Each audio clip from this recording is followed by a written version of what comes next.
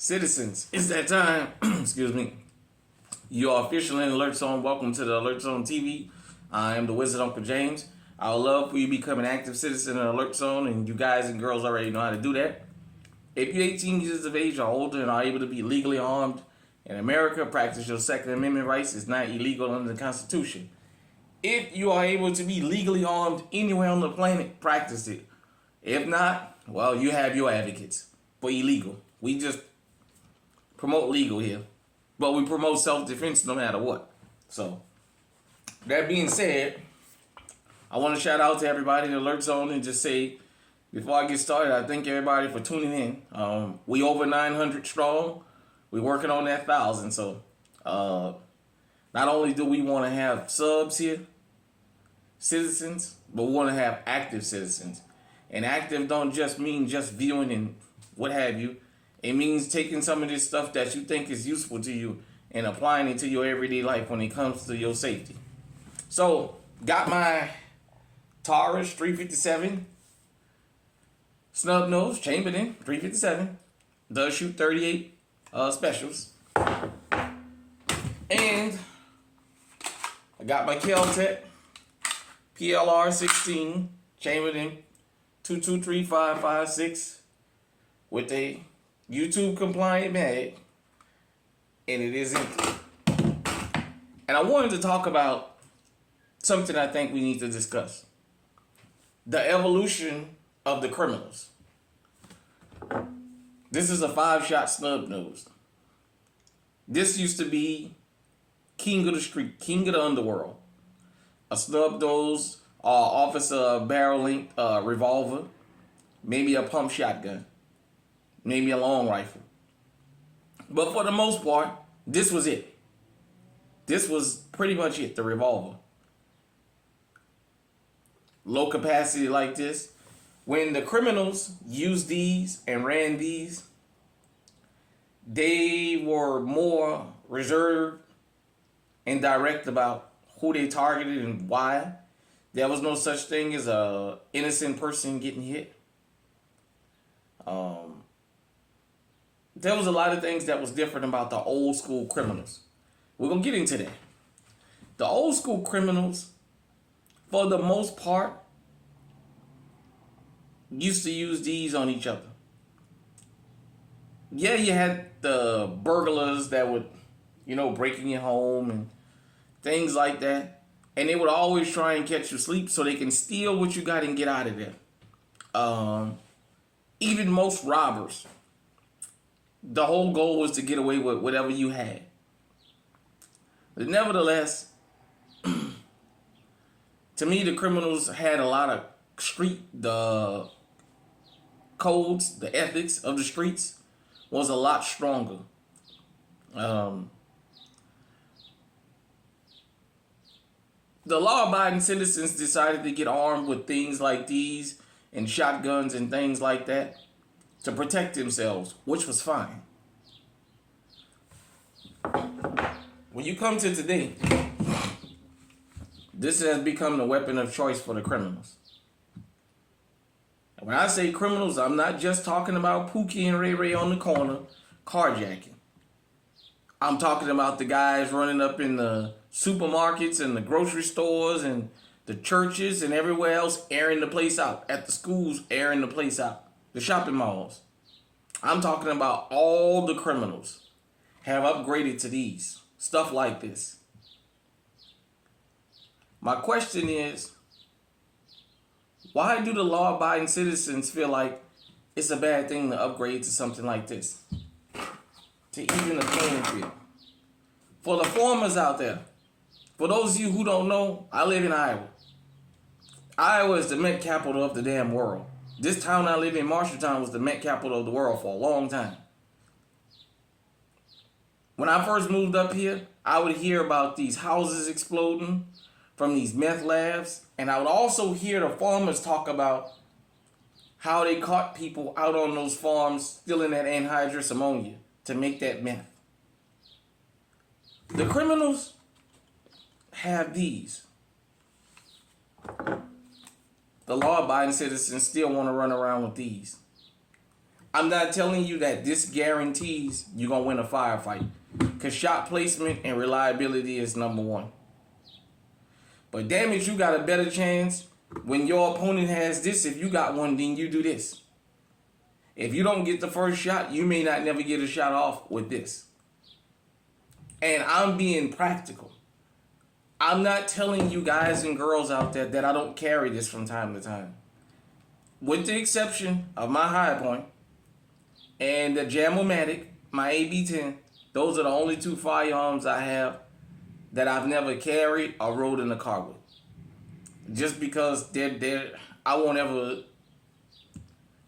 have my life depend on that. But all the rest of my firearms I carry. I have this on me sometime, but I understand there's nothing wrong with having something like this. Having something like this, there's nothing wrong with that. When that door fly open, having something where the fight is level, or I got it in my favor. In this day and age, I hear a lot of people that's in this, that say they're pro Second Amendment that'll ask me, what you need this for? This is all you need. A lot of the older folks tell you, in my time, this was all I needed. Well, we ain't in your time now. We in modern day times, damn it. And if the criminals start getting guns that shoot lasers, like lasers that cut stuff in half, well, damn it, we gonna have to upgrade the lasers. We gotta have what they have or better. I'm gonna say this.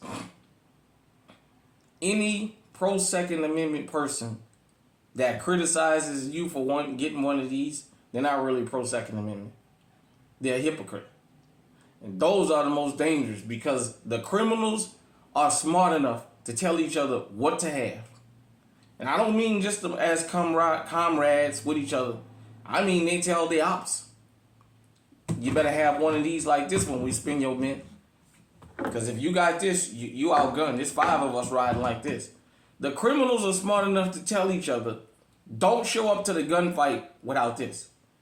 Or something bigger, or something similar. They're smart enough to tell that to each other. They're bold enough to tell that to each other. If they're telling that to other criminals, well, damn it, what you think they'll do you? They telling you the same thing. When I come in your house, when I run up on you, you need to have something like this or else. The ethics of the streets, the code of the streets, leaving innocent people alone, not just elderly, not just women and children, but even guys that's not into that lifestyle. All that is gone. We all can be a victim now. All of us. At any given time, it can happen to you. Even those of us who are legally armed. Having this doesn't guarantee that you might not find out one day that they found me with my head split open from a criminal. But having this gives me an opportunity. I got a 50-50 chance having it. You can't engage in the fight or you can't take part in the match if you don't have the equipment that the match requires. You can't not have a firearm and then be angry that the criminals have them. You got to have what they have or better. You always want a firefight to be in your favor. In your home, 9 times out of 10, unless it's somebody you let in your house before, you know the layout of your house better than anybody else. Defend it. Use that. Make sure you got maximum firepower. Whatever state you live in. If you live in one of these, as we say, free states where you can buy and possess anything you want, well, damn it, get you one of these. Get you a 50, 75, 100 round drum. And that works. Get it. If you live in a state where you only allow 10 rounds, get 10 rounds. You guys know, for me, I carry 8 rounds normally. That's my EDC. It's 8 rounds plus an 8 round mag. But you guys know I have a variety for when I'm going out and when I feel it. I'm going to unfamiliar territory. I like to go well equipped. Nevertheless, even if this was all I was into was revolvers, I never, ever, ever would criticize a law-abiding citizen for having one of these. when every day I'm turning on the news and I'm seeing the criminals run down the street with these. I'm seeing it every day. The stories y'all don't get to see mainstream media that I see involve a lot of these. Up here, these meth wars that's going on. There's carnage. You just don't hear about it on the mainstream media, but I hear it. Here I hear about it. This thing that somehow the usual suspects, as I see in a lot of these comment sections, you better stop believing it. At any time, anywhere, any place, any of us can lose our lives because of these criminals. We've learned, well, we've been taught that a criminal has a look. Look, criminal doesn't have a look. Criminals have acts. It's their act, not their look. You be looking at their look, and all the while, the dangerous one is over there. I'm going to say this and say this again. The criminals have evolved. The criminals stay on top of the latest thing they can get their hand on. You do the same. Even if you never leave out of your house with this, and this is all you carry with you. Don't deprive yourself of something like this if you can get one. Don't deprive yourself.